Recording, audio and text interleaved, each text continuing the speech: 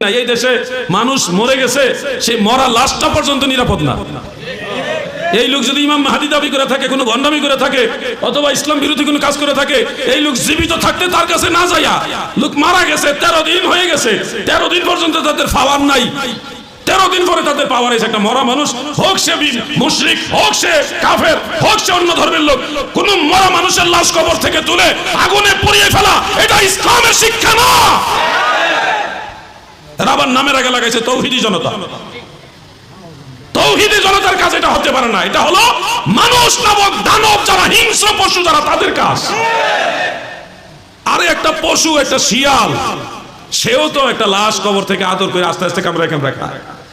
তোরা তো ওই শিয়াল পশু যারা আছে এদের কাতারও পড়ে না। বালহুম আদল উলাইকা কাল আনআম বালহুম আদল, কোরআনের মধ্যে আল্লাহ বলেছে। আপনি বিশ্বাস করবেন, আমি যে বিল্ডিং আমি থাকি, এই বিল্ডিং একজন হিন্দু ভদ্রলোক, সে আবার উগ্রপন্থী হিন্দু না। হিন্দুদের মধ্যে অনেক রকম আছে, সে মুসলমানদেরকে মহব্বত করে, কিন্তু হিন্দু ধর্ম হইলেও সে উগ্রপন্থী না।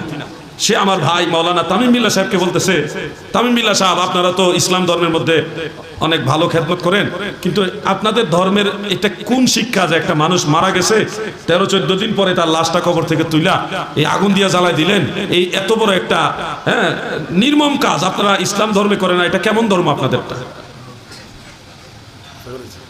কেমন ধর্ম আপনার এটা? ইসলাম ধর্মের ভাবমূর্তি নষ্ট করেছে এরা। আপনি জানেন, খ্রিস্টান যারা, ভিন্ন ধর্মের লোক যারা, তারা বলতেছে বাংলাদেশ এমন একটা দেশ, বাংলাদেশ এমন একটা দেশ যেই দেশে মানুষ মারা গেলে সেই লাশ মারা যাওয়ার পরে কবর থেকে লাশ তুলে আগুনে পুরো এমন দেশ বাংলাদেশ। তারপরে বাংলাদেশের প্রশংসা করছে না কি? আপনি কি কখন সুনাম করছে? কোথায় গেছে বাংলাদেশের অবস্থান? তৌহিদি জনতা। আরে এরা তো আসলে তৌহিদি জনতা না, এরা ব্যানার লাগাইছে তৌহিদি জনতা, কিন্তু এরা অরিজিনালি হলো ইহুদি জনতা।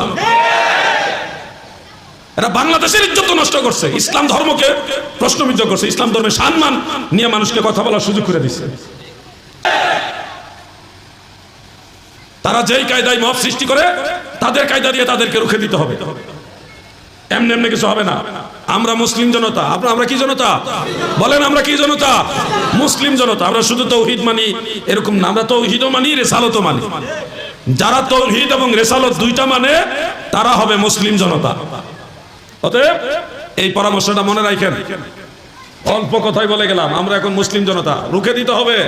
যুবক ভাইরা, তোমরা যদি এগুলি রুখে না দাও, তাহলে একদিন কোনো না কোনো কারণ দেখায় তোমাদের কারো উপর আক্রমণ হয়ে যাবে।